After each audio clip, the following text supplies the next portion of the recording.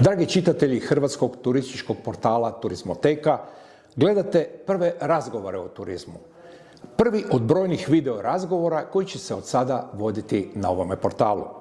Za prvog gosta odabrao sam ravnatelja Instituta za turizam iz Zagreba, doktora Damira Krešića. I to ne slučajno. Naime, institut na kojem je čelu dr. Krešić ima važnu ulogu u vođenju i promišljanju turizma u Hrvatskoj.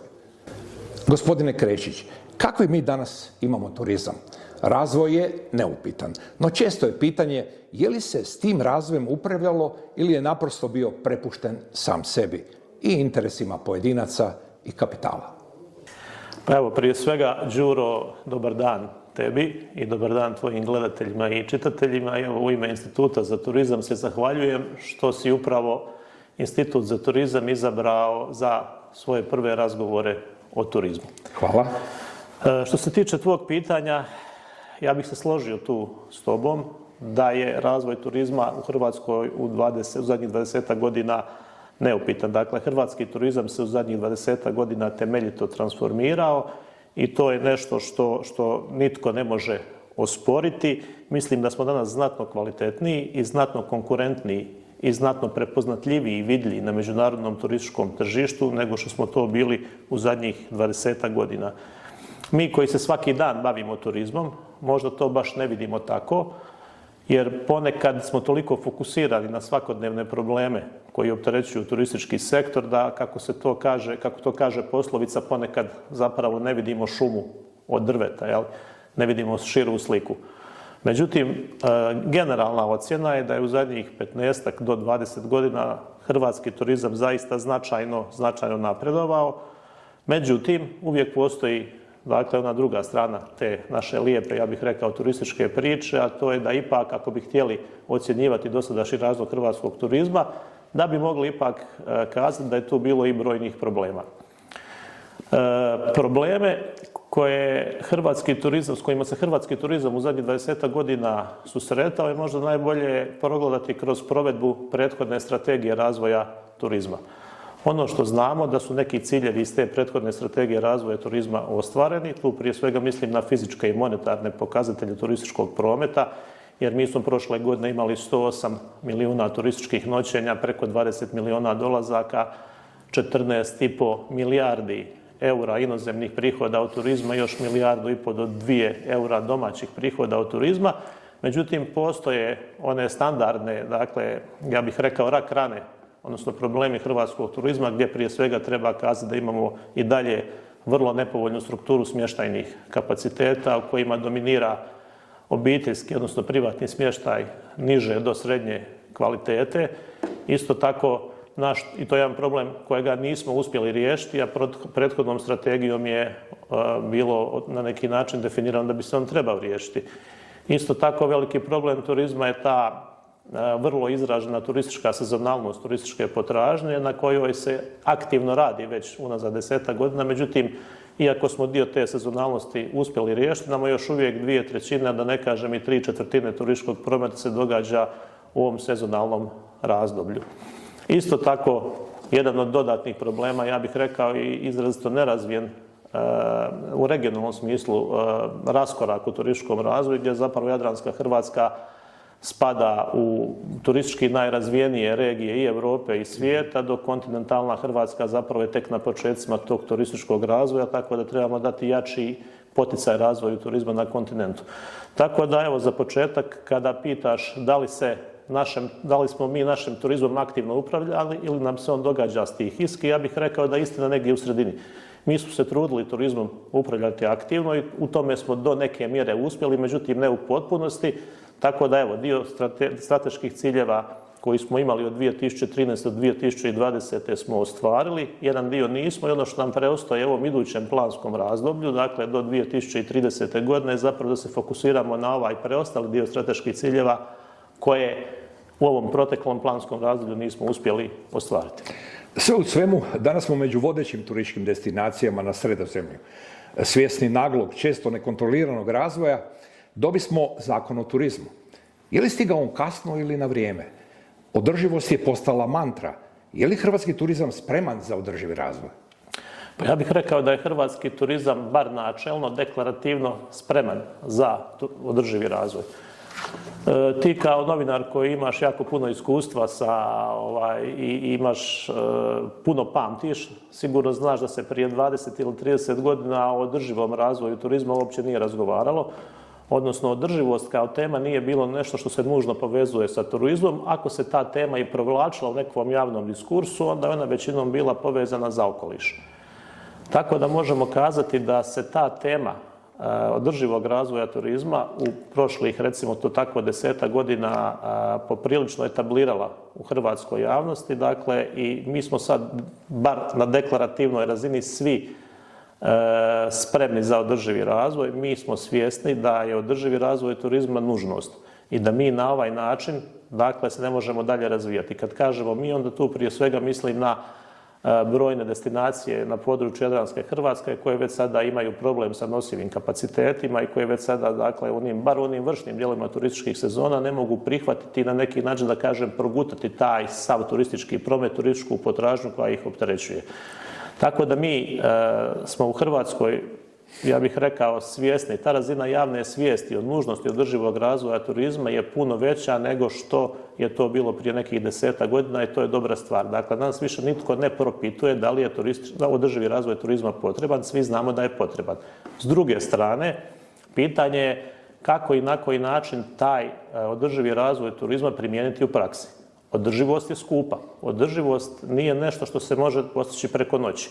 I ono što mi nužno moramo je, dakle, promijeniti naše navike i isto tako apelirati da neke prakse koje mogu značajno doprinijeti održivom razvoju turizma, da uđu u, da kažem, standardne operativne postupke svih pružatelja turističkih usluga, bilo da se radi o pružateljima usluga smještaja, pripremanja, posluživanja hrane, pića, turističkih agencija i bilo koga drugoga. Kada govorimo o Zakonu o turizmu, onda tu moramo prije svega spomenuti i strategiju razvoja turizma, jer zakon i strategija su dio nekakvog sveukupne reforme turizma i zaokretanja hrvatskog turizma u smjeru održivog razvoja. Ja bih rekao da je dobro da smo dobili takav zakon, međutim isto tako treba kazati da zakon sam po sebi ne znači ništa, nego da je vrlo važna primjena, odnosno implementacija tog zakona u praksi. Zbog toga je vrlo važno da se trenutno sada u Ministarstvu turizma i sporta aktivno radi nekoliko radnih skupina na izradi pravilnika kojima će se zapravo te prakse održivog razvoja turizma primijeniti na terenu. Kad je riječ o tim pravilnicima, onda bih tu prije svega kazao da se tu radi o pravilniku o pokazateljima održivosti. Zatim imamo radnu skupu koja radi na pravilniku koji će definirati metodologiju za procjenu turističkog prihvatnog kapaciteta i pravilniku koji će definirati kako i na koji način napraviti plan upravljanja destinacijama. Dakle, to sve skupa kad napravimo, onda ćemo imati nekakve alate da bi mogli na terenu raditi konkretne promjene i konkretne zaokrete u smjeru održivog razvoja. Isto tako, evo mi na Institutu za turizam naravno u suradnju sa Ministarstvom turizma i sporta radimo i jedan projekt koji se zove metodologija za izradu sustava satelitskih računa održivog turizma. Čitateljstvu tome je vjerovatno poznato da je Institut za turizam već izradio nekoliko puta, sad to doduše radi Državni zavod za statistiku, ali mi smo to prvi napravili, dakle taj TSA, odnosno Tourism Satellite Account. Ono što sada radimo i zapravo taj satelitski račun turizma na neki način proširujemo sa društvenim pokazateljima. On pokazuje realni pokazatelj dobiti, ali i troškova u turizmu. Upravo tako, jer mi kad govorimo o turizmu, mi često puta govorimo samo o tome koliko smo zaradili od turizma. Međutim, da bi mi bilancirali zaista koji su učinci turističkog razvoja i da bi dobili pravo stanje stvari od tih, da kažem, prihoda, moramo oduzeti nekakve troškove. Turizam ima brojne društvene troškove, ima isto tako troškove koji su posljedica okolišnog utjecaja turizma na okoliš, na prostor i tako dalje. I to sve treba uzeti u obzir da bi mogli na neki način realno kazati što turizam donosi hrvatskom društvu. Tako da, evo, ta turistička satelitska bilanca će nam s jedne strane, da kažem, otvoriti oči u smislu okolišnih utjecaja turizma i društvenih utjecaja turizma, ali isto tako će te ekonomske učinke turizma probati sagledati na jednoj regionalnoj razini, što je vrlo bitno. Jer mi možemo kazati danas da turizam doprinosi 11-12% hrvatskom bruto društvenom proizvodu, međutim mi ne znamo koliko je taj doprinos u Splitsko-dalmatinskoj županiji, a koliko recimo u Vukovarsko-srijemskoj. Sasvim sigurno je puno veći u Splitsko-dalmatinskoj. Dakle, ta regionalizacija je vrlo važna, zato što prosječna slika ne daje dobru analitičku podlogu za aktivno vođenje i za kvalitetnu turističku politiku. Tako da je taj, dakle, projekt turističke satelitske bilance održivog turizma u, dakle, sinergiji sa ova 3 pravilnika koji se rade temeljem novog zakona o turizmu će, mislim, dati dobre i pružiti dobre pretpostavke da se u Hrvatskoj počne voditi takozvana politika, turistička politika koja je temeljena na pokazateljima, na kvalitetnim analitičkim podlogama. Ne na rastu. A ne isključivo na rastu. Dakle, taj takozvani informed decision making je vrlo, vrlo bitan. U hrvatskom turizmu upravo na rastu se do sad sve temeljilo. Pa i danas, kad već svaki 4. djelatnik u turizmu je stranac, trebaju li nam novi turistički kreveti, hoteli u kojima će raditi samo stranci, jer domaćih djelatnika za to više nema? Da, tu smo sad, imamo 2 problema. Ja bih rekao da nama trebaju novi turistički kreveti, međutim, pitanje je gdje nam trebaju. U nekim destinacijama Jadranske Hrvatske koji su već i onako zasićene nam vrlo vjerovatno ne trebaju. Osobito nam ne trebaju novi kreveti u privatnom smještaju, to jest osobito nam ne trebaju novi kreveti u takozvanim višestambenim zgradama. Ono što je meni uvijek bilo čudno je da, recimo, vi kada hoćete bilo što napraviti u višestambenoj zgradi, trebate suglasnost 51% suvlasnika, a kada hoćete iznajmljivati stan u turističke svrhe, to onda ne trebate pitati nikoga za dozvolu, iako na taj način se radi puno veća intervencija u prava drugih stanara nego što bi se radilo sa nekim malim benignim stvarima. To je zadiranje u vlasničko pravo. Upravo tako. Prema tome, nama turizam zbog tog short term rentalsa na mala vrata ulazi u one zone koje po prostornim planovima uopće nisu bile namijenjene za turizam. I to je problem zbog toga što takve zone nisu niti što se tiče infrastrukturnih sustava, a niti senzibiliteta drugih ljudi koji tu zaista stanuju, nisu pripremljene za takvu svrhu. Dakle, nisu pripremljene za turističku svrhu. Vi sad imate cijeli niz gradova u Hrvatskoj gdje na neki način cijele zgrade zjape prazne, kao što je recimo slučaj u Makarskoj, gdje smo nedavno završili jednu studiju baš procjene turističkog prihvatnog kapaciteta, gdje ima jako puno praznih stanova, a istovremeno lokalno stanovništvo si ne može priuštiti nekakvo stanovanje po normalnim cijenama. Tako da je to jedna stvar, a druga stvar je, dakle, sa porastom broja postelja isto tako raste potreba za stranim radnicima, jer mi naših radnika više nemamo. Ako ih imamo, oni, dakle, ne žele raditi te nisko plaćene poslove i radi se zapravo o tome da ne samo turizam, nego cjelokupno hrvatsko gospodarstvo je već u situaciji da je potpuno neodrživo bez strane radne snage. Mi, kada smo ušli u Europsku uniju, mi smo postali dio jedinstvenog tržišta i mogli smo očekivati da sve ono što vidimo, ne znam, u Italiji, u Španjolskoj, u Francuskoj, u drugim turistički razvijenim zemljama, da će se to dogoditi i kod nas, ali da će se dogoditi puno brže i na neki način možda puno ekstremnije, jer smo mi po definiciji mala ekonomija koja je puno više otvorena drugim gospodarstvima i puno je na neki način podložnija tim promjenama. Tako da, ja bih rekao da što se tiče stranih radnika, čovjek kad na neki način logično razmisli, onda se slažem sa tom tvrdnjom čemu sad graditi nove postelje, ako će te postelje biti u smještajnim objektima čiji su vlasnici stranci i ako će u njima 80% radne snage raditi, dakle, koja nije iz Hrvatske, nego koja je opet iz nekih, dakle, zemalja. Pogotovo što mi imamo problem, jer mi se hoćemo na turističkom tržištu profilirati kao destinacija visoke dodane vrijednosti, destinacija koja nudi autentičnost, koja nudi izvornost, a to ne možemo postići sa stranom radnom snagom, osobito ne sa radnom snagom koja dolazi iz jugoistočne Azije. Prije nego što vas pitam kako dalje, predstavite nam neke od projekata koje je radio vaš institut u posljednjih 5 godina. Pa institut je, evo, moram se pohvaliti, dakle, jedna od najstarijih ustanova koji se bavi, ja bih rekao, znanstvenim pristupom i promišljanjem razvoja turizma u Hrvatskoj. Ove godine slavimo 65 godina jer smo osnovani 1959. godine i tada u tom periodu kad je institut osnovan, njegova zadaća je bila dati stručnu podršku turističkom razvoju Hrvatske. U međuvremenu se uloga instituta značajno promijenila i od nekih projekata po kojima je institut u zadnje vrijeme najprepoznatljiviji, to je, ja bih rekao, prije svega su to naše makroekonomske analize, dakle to je ta turistička satelitska bilanca o kojoj sam već govorio, pa se neću ponavljati, i dakle procjene ekonomskih učinaka turizma, jer mi zapravo moramo znati šta u ekonomskom smislu turizam znači za ovu državu, ali ne samo u ekonomskom, nego i u društvenom i okolišnom, da bi mogli bilancirati ukupni turistički razvoj i kazati da li je on dobar, srednji ili loš.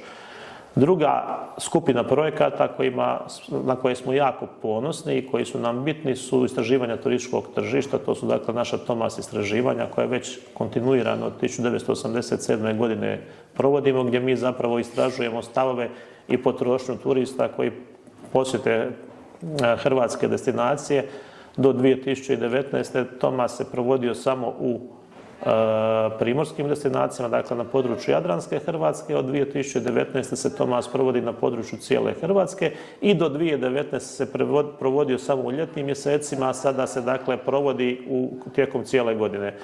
Dakle, to je još jedan pokazatelj da se turizam ipak na neki način proširio, ja bih rekao, iz ovog primorskog dijela na kontinentalni dio, i s druge strane da se ta sezonalnost pomalo smanjuje, jer nas sada zanima dakle i kakav je turizam tijekom cijele godine.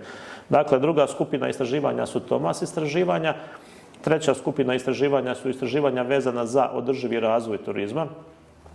Institut je u zadnjih 10 godina jako puno resursa svojih uložio u istraživanje održivog razvoja turizma. Ja mogu komotno kazati da su mi pioniri tih i takvih istraživanja u Hrvatskoj. Mi smo prije nekih 7-8 godina osnovali i nešto što se naziva KROST, odnosno Hrvatski observatorij održivog razvoja turizma.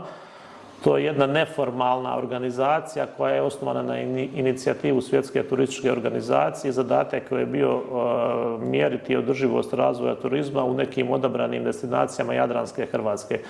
Tako da ti projekti vezani za održivi razvoj turizma su treća skupina projekata i ono na što smo osobito ponosni je naš časopis Turizam. Dakle, bavimo se izdavačkom djelatnošću, izdajemo časopis Turizam i trenutno je časopis Turizam prema nekim bibliometrijskim pokazateljima, ne nekim, nego najvažnijim bibliometrijskim pokazateljima zapravo najbolji časopis sa područja društveno-humanističkih znanosti u Hrvatskoj. Tako da evo, te 4 stvari bih rekao, i u zadnje vrijeme naravno imamo su više projekata koji su financirani iz EU fondova, jer je to nekakav trend i jednostavno se moramo prilagođavati tim novim okolnostima. Samo tako nastavite. I za kraj ovog našeg prvog razgovora u serijalu portala Turizmoteka Razgovori o turizmu, recite nam koji su po vama razvojni pravci i razvojni izazovi hrvatskog turizma do 2030. Kratko i u naznakama. Pa evo, to je... U naznakama. U naznakama, naravno, to je nešto što je bio sažetak ovog našeg dosadašnjeg dogovora. Dakle, ono što ja mislim je prije svega da trebamo osigurati ravnomjerniji regionalni razvoj hrvatskog turizma. Jer vi sad kad pogledate, recimo, više od 95% ukupnog broja noćenja se događa u Jadranskoj Hrvatskoj. Samo 5% se događa u svim kontinentalnim županijama. Recimo u 5 slavonskih županija se događa manje od 1% ukupnog broja noćenja. Tako da poticanje razvoja turizma na kontinentu, ravnomjerniji regionalni razvoj tog turizma i osiguranje toga da cijela Hrvatska ima koristi od tog turističkog razvoja je nešto što ja mislim da je nacionalni prioritet sasvim sigurno, ako ne prvi, onda među prvima. Nakon toga imamo smanjenje sezonalnosti turističke potražnje kroz razvoj novih i kvalitetnih sadržaja turističke ponude koji nisu nužno vezani za sunce i more. Dakle, mi moramo osigurati nove sadržaje, to su sadržaji zdravstvenog turizma, sadržaji poslovnog turizma, dakle neke sadržaje koje će privući ljude u vansezonskom periodu, jer samo proširenjem turističke sezone mi zapravo možemo taj turizam učiniti dugoročno održivim.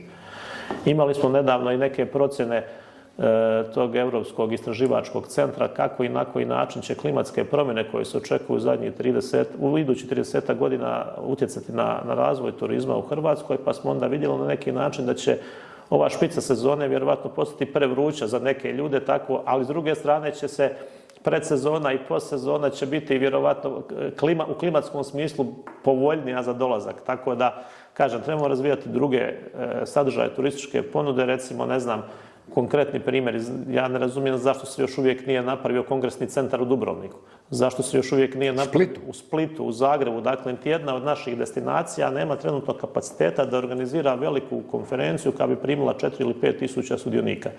Dakle, to su neke, naravno, imamo kombinacijom i improvizacijom, smještajem tih sudionika u različitim smještajnim objektima, to se može. Ali ne na način kako bi to trebalo biti organizirano, kako se to organizira vani. Dakle, smanjenje sezonalnosti turističke potražnje bi bio drugi prioritet. Isto tako trebamo posvetiti pažnju koliko je to moguće, dakle, smanjenju te nepovoljne strukture smještajnih kapaciteta. Ja nisam netko tko bi zagovarao izgradnju hotela i, ne znam, devastaciju i tako da. Međutim, zaista smatram da nam fali kvalitetnih smještajnih kapaciteta, pogotovo hotelskog tipa, jer vi sad kad pogledate u Hrvatsku ukupno broju smještajnih kapaciteta, postelja u hotelima je manje od 13%. Dakle, taj podatak i tako mala zastupljenost tih hotelskih postelja nije nešto što hrvatskom turizmu može osigurati produženje turističke sezone i porast kvalitete.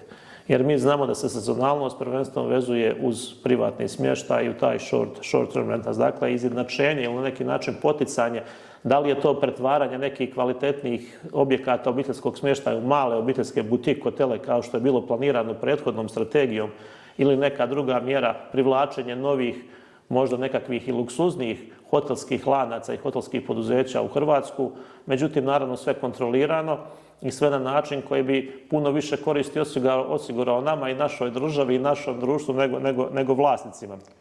Ono što je vrlo bitno je, dakle, rješavanje radne snage u turizmu. Radna snaga je jedan od gorućih problema hrvatskog turizma i mislim da naš turizam, to sam i malo prije rekao, sad već potpuno neodrživ bez uvozne radne snage, međutim mi moramo truditi da koliko je moguće više smanjimo tu ovisnost o uvoznoj radnoj snazi. Mi ne možemo živjeti u iluziji da ćemo riješiti problem radne snage na način da nam više uopće neće trebati strani radnici, kao što je to bilo prije nekih 15, 20 ili više godina, jer za ovu količinu, uz ovaj volumen turističke potražnje, mi ne možemo bez stranih radnika, ali moramo na neki način voditi računa o tome da svi oni koji su iz Hrvatske, domaći ljudi, ukoliko to žele, mogu sebi osigurati pristojnu egzistenciju kroz rad u turizmu, a ne da moraju ići u inozemstvo, a s druge strane da tu dolaze neki drugi kojima je dovoljno dobro. I evo, ja bih rekao, ono što je isto tako važno, što evo Hrvatska turistička zajednica je do sada dosta dobro radila, je, dakle, dodatno osnaživanje te tržišne pozicije, tržišne prisutnosti, tržišne vidljivosti Hrvatske na međunarodnom turističkom tržištu i okretanje Hrvatske u smjeru neke premium destinacije, ne samo po cijenama, nego zaista i po kvaliteti turističkog proizvoda koji se tu nudi. Gospodine Krešću, Damire, hvala na ovome razgovoru. Hvala vam na pozivu.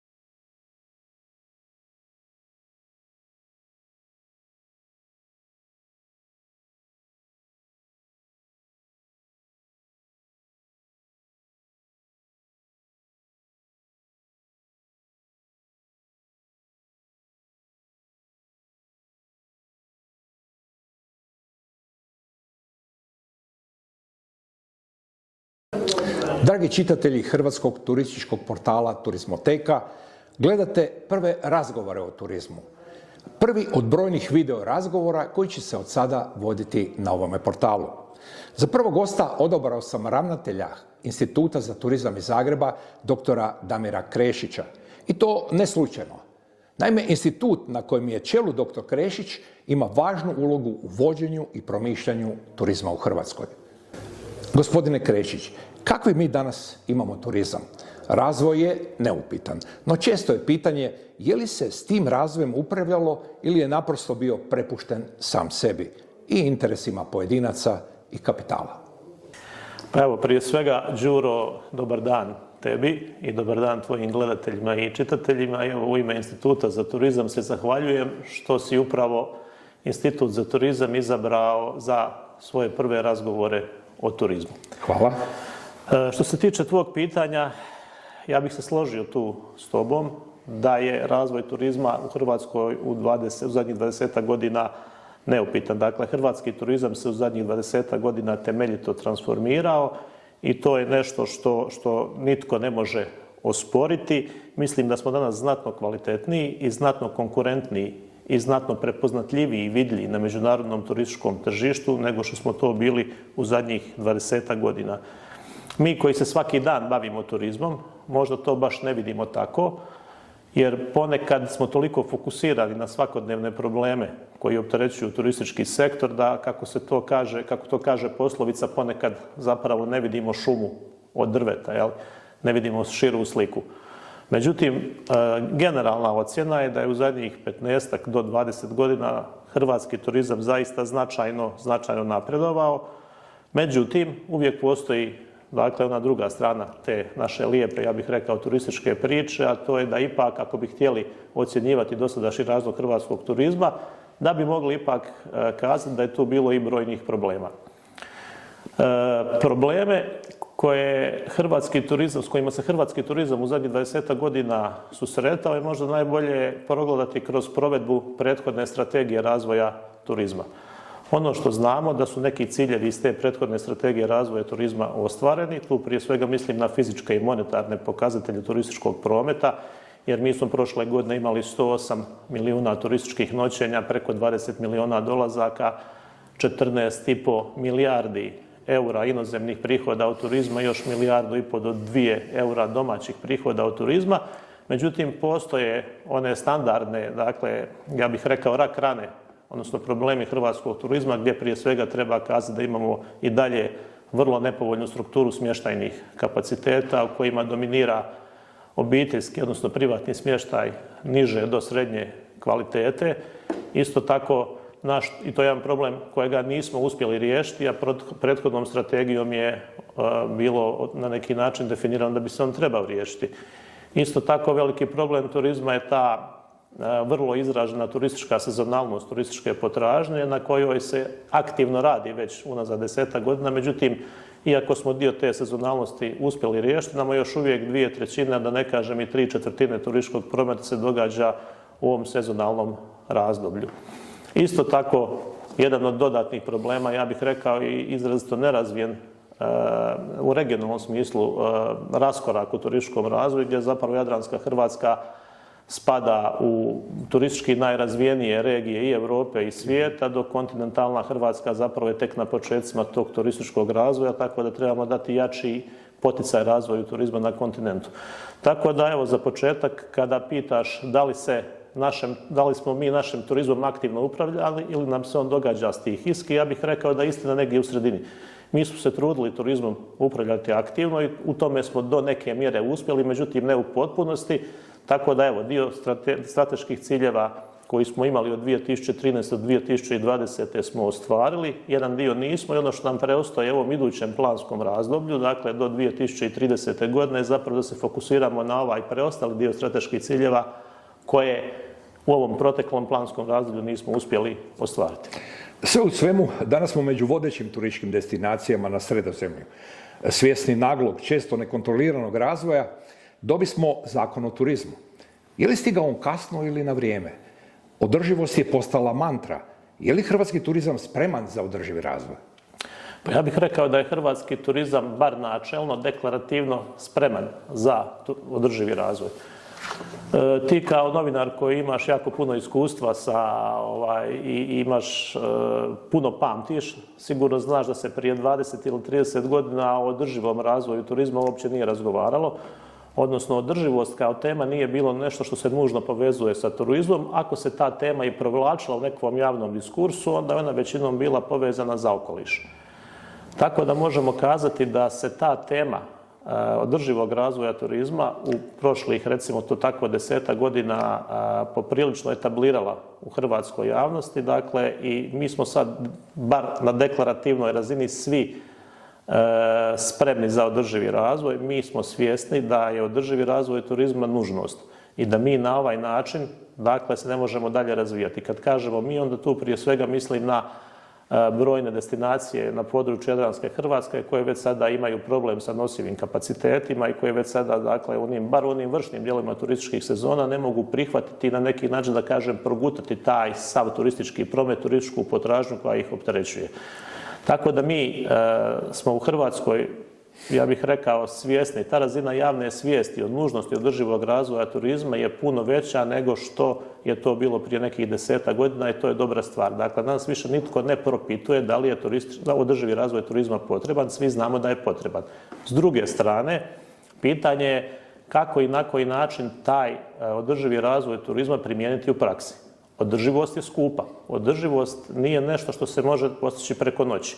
I ono što mi nužno moramo je, dakle, promijeniti naše navike i isto tako apelirati da neke prakse koje mogu značajno doprinijeti održivom razvoju turizma, da uđu u, da kažem, standardne operativne postupke svih pružatelja turističkih usluga, bilo da se radi o pružateljima usluga smještaja, pripremanja, posluživanja hrane, pića, turističkih agencija i bilo koga drugoga. Kada govorimo o Zakonu o turizmu, onda tu moramo prije svega spomenuti i strategiju razvoja turizma, jer zakon i strategija su dio nekakvog sveukupne reforme turizma i zaokretanja hrvatskog turizma u smjeru održivog razvoja. Ja bih rekao da je dobro da smo dobili takav zakon, međutim isto tako treba kazati da zakon sam po sebi ne znači ništa, nego da je vrlo važna primjena, odnosno implementacija tog zakona u praksi. Zbog toga je vrlo važno da se trenutno sada u Ministarstvu turizma i sporta aktivno radi nekoliko radnih skupina na izradi pravilnika kojima će se zapravo te prakse održivog razvoja turizma primijeniti na terenu. Kad je riječ o tim pravilnicima, onda bih tu prije svega kazao da se tu radi o pravilniku o pokazateljima održivosti. Zatim imamo radnu skupu koja radi na pravilniku koji će definirati metodologiju za procjenu turističkog prihvatnog kapaciteta i pravilniku koji će definirati kako i na koji način napraviti plan upravljanja destinacijama. Dakle, to sve skupa kad napravimo, onda ćemo imati nekakve alate da bi mogli na terenu raditi konkretne promjene i konkretne zaokrete u smjeru održivog razvoja. Isto tako, evo, mi na Institutu za turizam naravno u suradnju sa Ministarstvom turizma i sporta radimo i jedan projekt koji se zove metodologija za izradu sustava satelitskih računa održivog turizma. Čitateljstvu to mi je vjerovatno poznato da je Institut za turizam već izradio nekoliko puta, sad to doduše radi Državni zavod za statistiku, ali mi smo to prvi napravili, dakle taj TSA, odnosno Tourism Satellite Account. Ono što sada radimo i zapravo taj satelitski račun turizma na neki način proširujemo sa društvenim pokazateljima. On pokazuje realni pokazatelj dobiti, ali i troškova u turizmu. Upravo tako, jer mi kad govorimo o turizmu, mi često puta govorimo samo o tome koliko smo zaradili od turizma. Međutim, da bi mi bilancirali zaista koji su učinci turističkog razvoja i da bi dobili pravo stanje stvari od tih, da kažem, prihoda, moramo oduzeti nekakve troškove. Turizam ima brojne društvene troškove, ima isto tako troškove koji su posljedica okolišnog utjecaja turizma na okoliš, na prostor i tako dalje. I to sve treba uzeti u obzir da bi mogli na neki način realno kazati što turizam donosi hrvatskom društvu. Tako da, evo, ta turistička satelitska bilanca će nam s jedne strane, da kažem, otvoriti oči u smislu okolišnih utjecaja turizma i društvenih utjecaja turizma, ali isto tako će te ekonomske učinke turizma probati sagledati na jednoj regionalnoj razini, što je vrlo bitno. Jer mi možemo kazati danas da turizam doprinosi 11-12% hrvatskom bruto društvenom proizvodu, međutim mi ne znamo koliko je taj doprinos u Splitsko-dalmatinskoj županiji, a koliko recimo u Vukovarsko-srijemskoj. Sasvim sigurno je puno veći u Splitsko-dalmatinskoj. Dakle, ta regionalizacija je vrlo važna, zato što uprosječena slika ne daje dobru analitičku podlogu za aktivno vođenje i za kvalitetnu turističku politiku. Tako da je taj, dakle, projekt turističke satelitske bilance održivog turizma u, dakle, sinergiji sa ova 3 pravilnika koji se rade temeljem novog zakona o turizmu će, mislim, dati dobre i pružiti dobre pretpostavke da se u Hrvatskoj počne voditi takozvana politika, turistička politika koja je temeljena na pokazateljima, na kvalitetnim analitičkim podlogama, ne na rastu. A ne isključivo na rastu. Dakle, taj takozvani informed decision making je vrlo, vrlo bitan. U hrvatskom turizmu upravo na rastu se do sad sve temeljilo. Pa i danas, kad već svaki 4. djelatnik u turizmu je stranac, trebaju li nam novi turistički kreveti, hoteli u kojima će raditi samo stranci, jer domaćih djelatnika za to više nema? Da, tu smo sad, imamo 2 problema. Ja bih rekao da nama trebaju novi turistički kreveti, međutim, pitanje je gdje nam trebaju. U nekim destinacijama Jadranske Hrvatske koji su već i onako zasićene nam vrlo vjerovatno ne trebaju. Osobito nam ne trebaju novi kreveti u privatnom smještaju, to jest osobito nam ne trebaju novi kreveti u takozvanim višestambenim zgradama.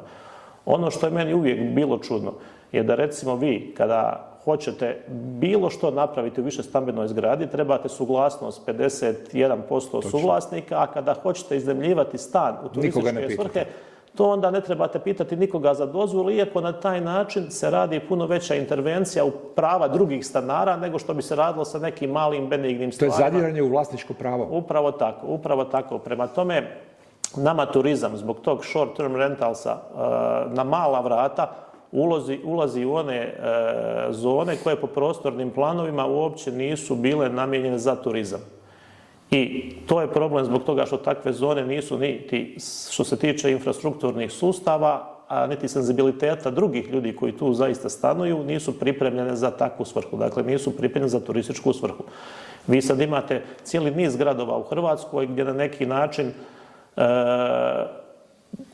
cijele zgrade zjape prazne, kao što je recimo slučaj u Makarskoj, gdje smo nedavno završili jednu studiju baš procjene turističkog prihvatnog kapaciteta, gdje ima jako puno praznih stanova, a istovremeno lokalno stanovništvo si ne može priuštiti nekakvo stanovanje po normalnim cijenama. Tako da je to jedna stvar, a druga stvar je, dakle, sa porastom broja postelja isto tako raste potreba za stranim radnicima, jer mi naših radnika više nemamo. Ako ih imamo, oni, dakle, ne žele raditi te nisko plaćene poslove. I radi se zapravo o tome da ne samo turizam, nego cjelokupno hrvatsko gospodarstvo je već u situaciji da je potpuno neodrživo bez strane radne snage. Mi, kada smo ušli u Europsku uniju, mi smo postali dio jedinstvenog tržišta i mogli smo očekivati da sve ono što vidimo, ne znam, u Italiji, u Španjolskoj, u Francuskoj, u drugim turistički razvijenim zemljama, da će se to dogoditi i kod nas, ali da će se dogoditi puno brže i na neki način možda puno ekstremnije, jer smo mi po definiciji mala ekonomija koja je puno više otvorena drugim gospodarstvima i puno je na neki način podložnija tim promjenama. Tako da, ja bih rekao da što se tiče stranih radnika, čovjek kad na neki način logično razmisli, onda se slažem sa tom tvrdnjom čemu sad graditi nove postelje, ako će te postelje biti u smještajnim objektima čiji su vlasnici stranci i ako će u njima 80% radne snage raditi, dakle, koja nije iz Hrvatske, nego koja je opet iz nekih, dakle, zemalja, pogotovo što mi imamo problem jer mi se hoćemo na turističkom tržištu profilirati kao destinacija visoke dodane vrijednosti, destinacija koja nudi autentičnost, koja nudi izvornost, a to ne možemo postići stranom radnom snagom, osobito ne sa radnom snagom koja dolazi iz jugoistočne Azije. Prije nego što vas pitam kako dalje, predstavite nam neke od projekata koje je radio vaš institut u posljednjih 5 godina. Pa institut je, evo, moram se pohvaliti, dakle, jedna od najstarijih ustanova koji se bavi, ja bih rekao, znanstvenim pristupom i promišljanjem razvoja turizma u Hrvatskoj. Ove godine slavimo 65 godina jer smo osnovani 1959. godine i tada u tom periodu kad je institut osnovan, njegova zadaća je bila dati stručnu podršku turističkom razvoju Hrvatske. U međuvremenu se uloga instituta značajno promijenila i od nekih projekata po kojima je institut u zadnje vrijeme najprepoznatljiviji, to je, ja bih rekao, prije svega su to naše makroekonomske analize, dakle to je ta turistička satelitska bilanca o kojoj sam već govorio, pa se neću ponavljati, i dakle procjene ekonomskih učinaka turizma, jer mi zapravo moramo znati šta u ekonomskom smislu turizam znači za ovu državu, ali ne samo u ekonomskom, nego i u društvenom i okolišnom, da bi mogli bilancirati ukupni turistički razvoj i kazati da li je on dobar, srednji ili loš. Druga skupina projekata na koje smo jako ponosni i koji su nam bitni su istraživanja turističkog tržišta. To su dakle naša Thomas istraživanja koje već kontinuirano od 1987. godine provodimo, gdje mi zapravo istražujemo stavove i potrošnju turista koji posjete hrvatske destinacije. Do 2019. Thomas se provodio samo u primorskim destinacijama, dakle na području Jadranske Hrvatske. Od 2019. se Thomas provodi na području cijele Hrvatske i do 2019. se provodio samo u ljetnim mjesecima, a sada se dakle provodi tijekom cijele godine. Dakle, to je još jedan pokazatelj da se turizam ipak na neki način proširio, ja bih rekao, iz ovog primorskog dijela na kontinentalni dio, i s druge strane da se ta sezonalnost pomalo smanjuje, jer nas sada zanima dakle i kakav je turizam tijekom cijele godine. Dakle, druga skupina istraživanja su Thomas istraživanja. Treća skupina istraživanja su istraživanja vezana za održivi razvoj turizma. Institut je u zadnjih 10 godina jako puno resursa svojih uložio u istraživanje održivog razvoja turizma. Ja vam mogu komotno kazati da su mi pioniri tih i takvih istraživanja u Hrvatskoj. Mi smo prije nekih 7-8 godina osnovali i nešto što se naziva KROST, odnosno Hrvatski observatorij održivog razvoja turizma. To je jedna neformalna organizacija koja je osnovana na inicijativu Svjetske turističke organizacije. Zadatak je bio mjeriti održivost razvoja turizma u nekim odabranim destinacijama Jadranske Hrvatske. Tako da ti projekti vezani za održivi razvoj turizma su treća skupina projekata i ono na što smo osobito ponosni je naš časopis Turizam. Dakle, bavimo se izdavačkom djelatnošću, izdajemo časopis Turizam i trenutno je časopis Turizam prema nekim bibliometrijskim pokazateljima, ne nekim, nego najvažnijim bibliometrijskim pokazateljima, zapravo najbolji časopis sa područja društveno-humanističkih znanosti u Hrvatskoj. Tako da evo, te 4 stvari bih rekao, i u zadnje vrijeme naravno imamo su više projekata koji su financirani iz EU fondova, jer je to nekakav trend i jednostavno se moramo prilagođavati tim novim okolnostima. Samo tako nastavite. I za kraj ovog našeg prvog razgovora u serijalu portala Turizmoteka Razgovori o turizmu, recite nam koji su po vama razvojni pravci i razvojni izazovi hrvatskog turizma do 2030. Kratko i u naznakama. Pa evo, to je... U naznakama. U naznakama, naravno, to je nešto što je bio sažetak ovog našeg dosadašnjeg dogovora. Dakle, ono što ja mislim je prije svega da trebamo osigurati ravnomjerniji regionalni razvoj hrvatskog turizma. Jer vi sad kad pogledate, recimo, više od 95% ukupnog broja noćenja se događa u Jadranskoj Hrvatskoj. Samo 5% se događa u svim kontinentalnim županijama. Recimo u 5 slavonskih županija se događa manje od 1% ukupnog broja noćenja. Tako da poticanje razvoja turizma na kontinentu, ravnomjerniji regionalni razvoj tog turizma i osiguranje toga da cijela Hrvatska ima koristi od tog turističkog razvoja je nešto, ja mislim da je nacionalni prioritet sasvim sigurno, ako ne prvi, onda među prvima. Nakon toga imamo smanjenje sezonalnosti turističke potražnje kroz razvoj novih i kvalitetnih sadržaja turističke ponude koji nisu nužno vezani za sunce i more.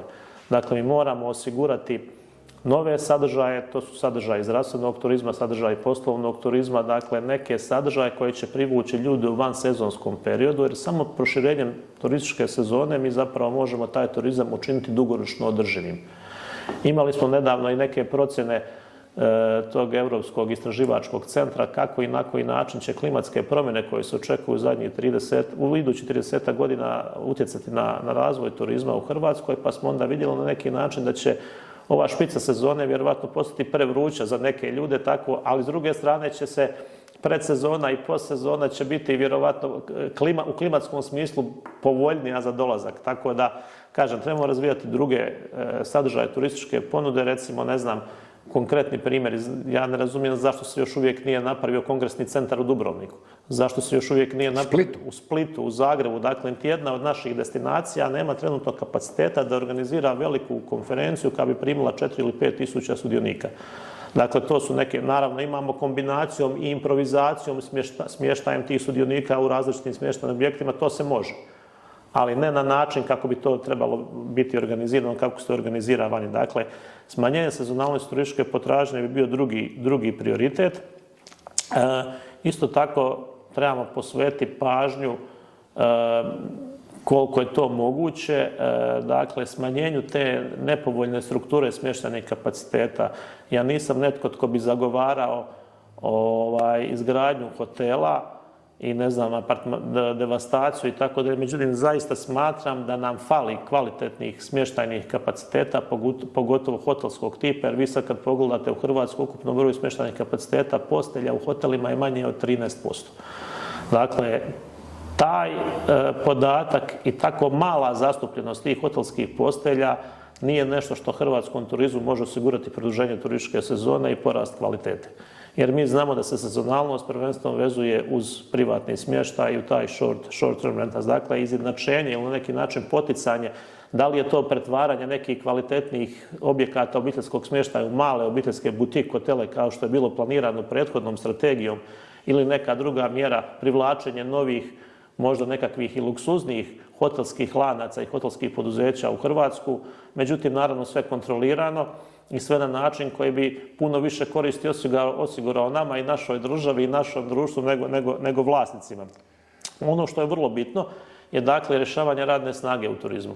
Radna snaga je jedan od gorućih problema hrvatskog turizma i mislim da naš turizam, to sam i malo prije rekao, sad već potpuno ne održi bez uvozne radne snage, međutim mi se moramo truditi da koliko je moguće više smanjimo tu ovisnost o uvoznoj radnoj snazi. Mi ne možemo živjeti u iluziji da ćemo riješiti problem radne snage na način da nam više uopće neće trebati strani radnici, kao što je to bilo prije nekih 15, 20 ili više godina, jer za ovu količinu, uz ovaj volumen turističke potražnje, mi ne možemo bez stranih radnika, ali moramo na neki način voditi računa o tome da svi oni koji su iz Hrvatske, domaći ljudi, ukoliko to žele, mogu sebi osigurati pristojnu egzistenciju kroz rad u turizmu, a ne da moraju ići u inozemstvo, a s druge strane da tu dolaze neki drugi kojima je dovoljno dobro. I evo, ja bih rekao, ono što je isto tako važno, što evo Hrvatska turistička zajednica je do sada dosta dobro radila, je, dakle, dodatno osnaživanje te tržišne pozicije, tržišne prisutnosti, tržišne vidljivosti Hrvatske na međunarodnom turističkom tržištu i okretanje Hrvatske u smjeru neke premium destinacije, ne samo po cijenama, nego zaista i po kvaliteti turističkog proizvoda koji se tu nudi. Gospodine Krešiću, Damire, hvala na ovome razgovoru. Hvala vam na pozivu.